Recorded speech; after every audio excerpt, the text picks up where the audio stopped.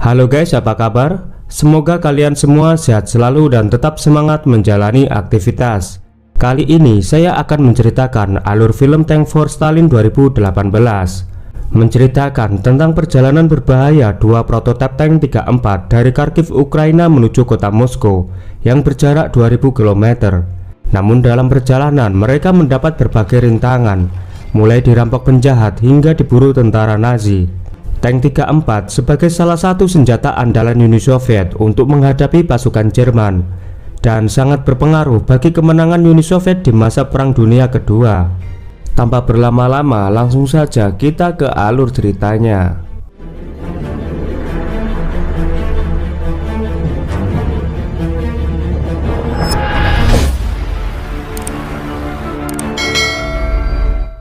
Di awal film kita diperlihatkan di sebuah pabrik lokomotif di Kharkiv pada tahun 1940.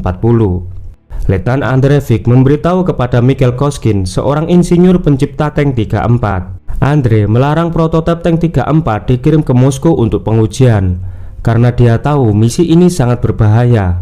Tetapi Mikhail bersikeras untuk melakukan pengujian pada tanknya karena selama ini dia telah bekerja sangat keras untuk menciptakan tank 34. Mereka mulai merencanakan rute dan ketersediaan bahan bakar serta waktu yang dibutuhkan untuk sampai ke Moskow.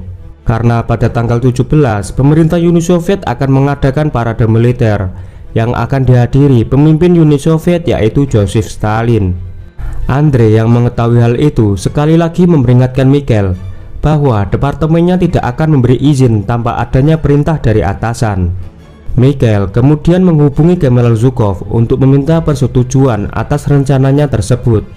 General Zhukov pun menyetujuinya dengan catatan bahwa misi itu dilakukan secara rahasia dan tepat tanggal 17 harus sampai di Moskow. Letnan Andre akhirnya setuju dan akan mengawal tank 34 sampai ke Moskow. Tapi jika ada insiden maka dia berhak menghentikan misi ini.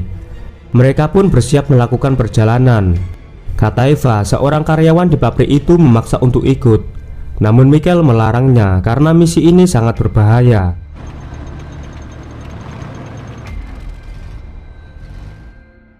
Sementara di tempat lain, pihak Jerman yang mengetahui misi tersebut memerintahkan prajuritnya untuk mensabotase tank 34 di antara Kharkiv dan Moskow.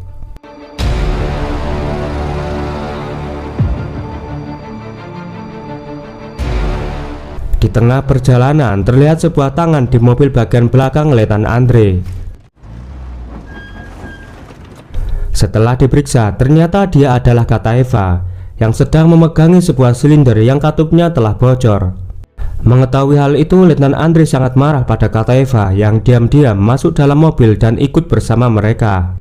Kataeva berusaha menjelaskan bahwa ada seseorang yang dengan sengaja telah merusak silinder dan silinder itu harus dibuang karena bisa meledak kapan saja. Namun Andre malah menuduh Kataeva yang telah berusaha mengganggu operasi penting negara. Mikhail mencoba menenangkan Andre yang lagi emosi dan tiba-tiba mobil yang memuat tabung oksigen itu meledak. Mereka sepakat untuk meninggalkan Kataeva dan Arkady untuk mencari telepon terdekat dan menghubungi pabrik untuk meminta bantuan. Sementara tentara Jerman yang sejak awal telah mengintai, mereka bersiap untuk menyerang. Namun serangan mereka tertahan karena gerombolan perampok telah lebih dulu menyerang.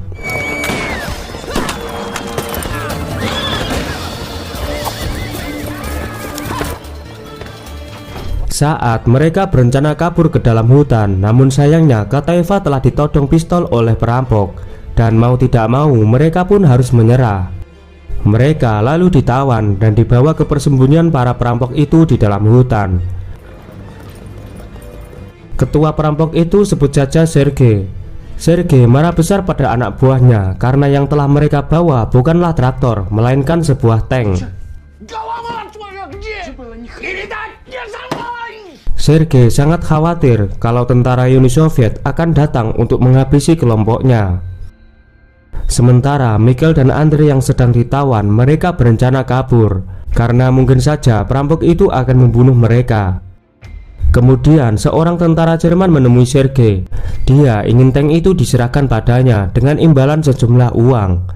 Namun Sergei minta bayaran 2 kali lipat dan mengusir prajurit Jerman itu tanpa membawa uangnya. Keesokan harinya, Sergei memberitahu Mikhail bahwa ada orang yang telah menawar tanknya.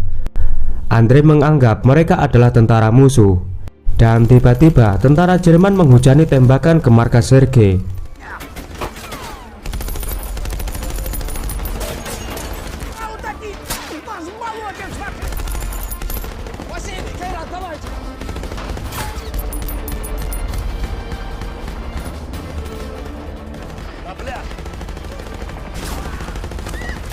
Beruntungnya mereka berhasil menyelamatkan diri dan masuk ke dalam tank, lalu melepas sebuah tembakan ke tentara Jerman itu berada. Setelah serangan itu, Sergei menyalahkan Mikhail karena tentara Jerman berusaha mengincar tank 34. Mikhail pun membantahnya jika anak buah Sergei tidak membawanya ke markas, serangan itu tidak akan terjadi. Mengetahui tangki bahan bakar telah bocor, Sergei memberi bantuan solar pada Mikhail agar bisa melanjutkan perjalanan.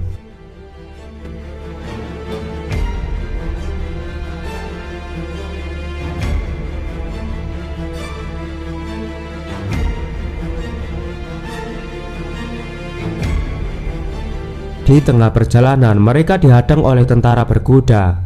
Mikhail berpikir untuk menerobos para tentara supaya tidak membuang banyak waktu. Kemudian Andre keluar dari tank dan mengatakan bahwa dia adalah Letnan Mizulin, anggota intelijen yang sedang mengawal konvoi khusus. Namun saat ditanya kartu identitasnya, Andre tidak bisa menunjukkan karena jubahnya tertinggal saat diserang oleh anak buah Sergei. Dan akhirnya mereka memutuskan untuk menerobos barisan tentara itu. Di sisi lain, pihak Jerman marah besar karena operasi mereka telah gagal. Pimpinan Jerman lalu mengutus Skul untuk melanjutkan misi menghancurkan tank 34. Malam harinya, Skul dan anak buahnya mulai beraksi. Mereka mengejar tank 34 lalu melubangi bagian atasnya. Ketika mereka sedang melakukan pekerjaannya, tiba-tiba tentara Uni Soviet menghadang dengan senjata anti-tank.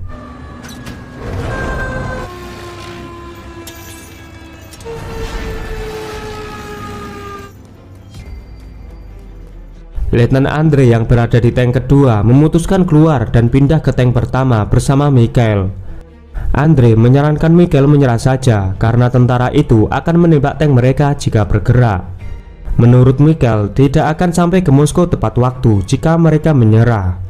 Ia berencana maju saja karena tank 34 sudah berlapis baja.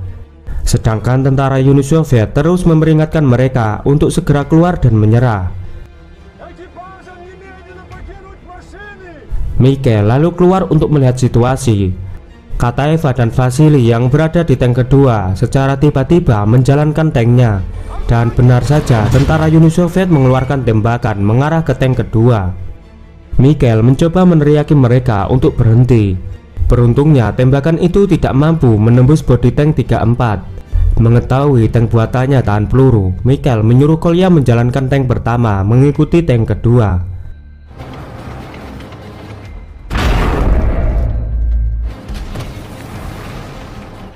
Setelah ditembaki oleh tentara merah, kedua tank itu terus melaju memasuki hutan sambil terus dihujani tembakan oleh senjata anti-tank. Komandan Uni Soviet sangat terkejut melihat senjatanya tidak mampu menghancurkan tank 34. Esok paginya mereka berencana melanjutkan perjalanan dan menghindari jalan raya karena mungkin saja mereka akan kembali dihadang oleh tentara Uni Soviet. Mereka pun terus melanjutkan perjalanan.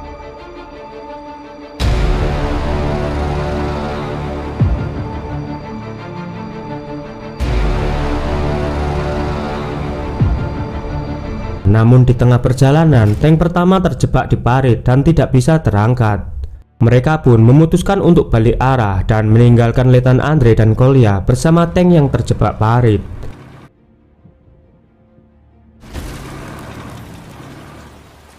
Mikhail meminta Vasily berhenti untuk memeriksa rute, sementara Kataeva izin keluar sebentar.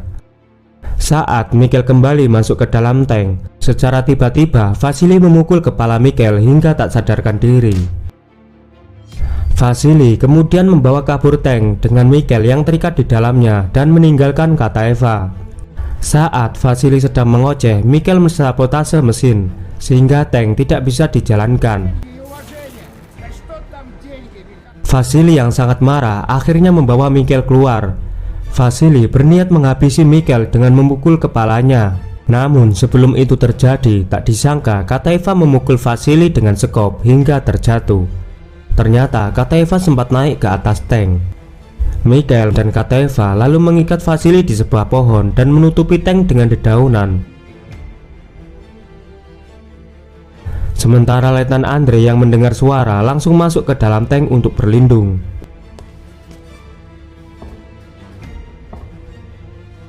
Pada tanggal 17, acara parade sudah dimulai.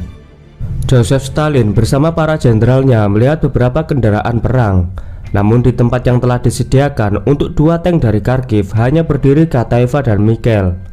Stalin lalu menanyakan keberadaan tank mereka. Tiba-tiba 2 tank 34 telah datang. Kedua tank itu dikemudikan oleh Letnan Andre dan Kolya. Mikhail memberitahu bahwa 2 tank itu untuk melakukan uji lapangan dalam kondisi yang sebanding dengan pertempuran. Kolya menjelaskan bahwa ketika Skul beserta anak buahnya berhasil mengangkat tank dari parit, mereka lalu menjalankan mesin tank dan membuat Skul beserta anak buahnya jatuh tersungkur.